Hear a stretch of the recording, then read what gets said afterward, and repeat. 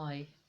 So in this section we're going to cover what you should do if you're giving birth alone or may just have young children in the house with you. So the first thing is call for help. So if you can, alert a neighbour, phone for an ambulance, phone your midwife, make that your first priority so that help is on the way. The second thing that you need to do, which you'll probably do automatically, is get into an all fours or laying down position, which should slow the birth a bit more than if you were upright or squatting. So if you can lay on your left hand side, it's ideal because you can have both hands free to guide your baby out. But you could also be all fours or kneeling, it really doesn't matter, and normally your body will tell you what to do. And as I said, most people don't give birth standing up because it's a long way for a baby to drop if we were to give birth standing up and no one's around. So the closer to the ground you can be, the better.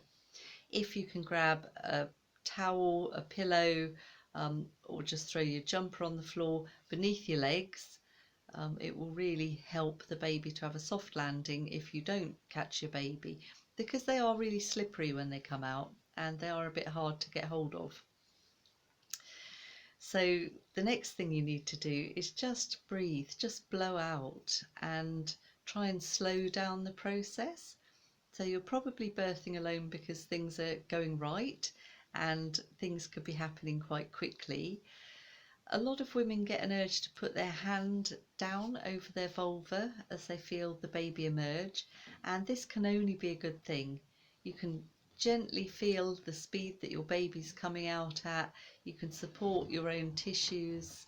So if you feel the need to put your hand there, do. It's probably a really sensible idea.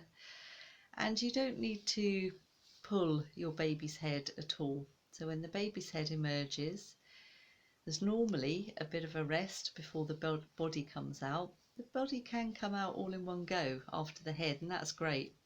But if there's a bit of a pause, that's great. You can catch your breath, wait for the next contraction, which should only be a couple of minutes, 2 or 3 minutes. And in that time, the baby turns. So it turns from looking towards your bottom to looking towards your leg. And that means its shoulders are lined up in the front to back diameter, and it just means that baby's shoulders can wiggle out in the easiest way. So yeah, with the second contraction you just push your baby out, and when baby comes out, you take a breath or two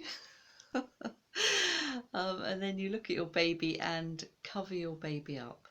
So, again, if you've got your towel or your cardigan on the floor, wrap your baby up, just wrap it over the top of the baby and put the baby on your chest if you can, to keep nice and warm.